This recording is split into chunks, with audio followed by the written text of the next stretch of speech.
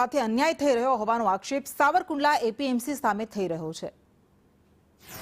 સાવરકુંડલા એપીએમસીમાં મગફળીની આવક દિન પ્રતિદિન વધી રહી છે, પરંતુ ખેડૂતોને પોષણક્ષમ ભાવ મળી રહ્યા નથી।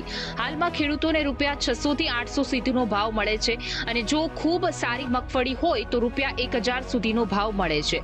દિવાળીના તહેવારો આવી રહ્યા હોય, પૈસાની જરૂર હોવાથી ખેડૂતો મજબૂરીમાં જે ભાવ મળે તે ભાવે મગફળી વેચી રહ્યા છે, જે ખેડૂતોને પોસાય તેમ નથી। હું 180 મણ મગફળી લઈને અહીંયા આવ્યો છું, અત્યારે ભેજના કારણે ભાવ બહુ ઓછો આવે છે। તે માટે અહીં ખેડૂતને સરકારને મારી એવી રજૂઆત છે કે 1000 રૂપિયા ઉપર ખેડૂતને ભાવ મળવો જોઈએ। જેમ કે ખેર, ખાતર, બિયારણ, મજૂરી એ બધું પણ અત્યારે મોંઘું છે, તો ખેડૂતને પણ ભાવ મળવો જોઈએ। 7 વીઘાનું વાવેતર છે, 100 મણ માંડવી છે, હવે 691 માં ગઈ સાહેબ, તો આનો રેગ્યુલર ભાવ મળે ખેડૂતને ખરેખર આને 1000 રૂપિયા હોવો જોઈએ, તો કઈ ખર્ચ થાય। 7 વીઘામાંથી 100 મણ થી આની 50,000 નો ખર્ચો થવાની માં,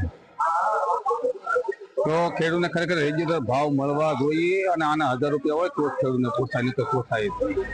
ત્યારે આવા સમયમાં સરકાર કોઈ રસ્તો કાઢી અને ખેડૂતોને પોષણક્ષમ ભાવ મળે તેવો પ્રયાસ હાથ ધરશે।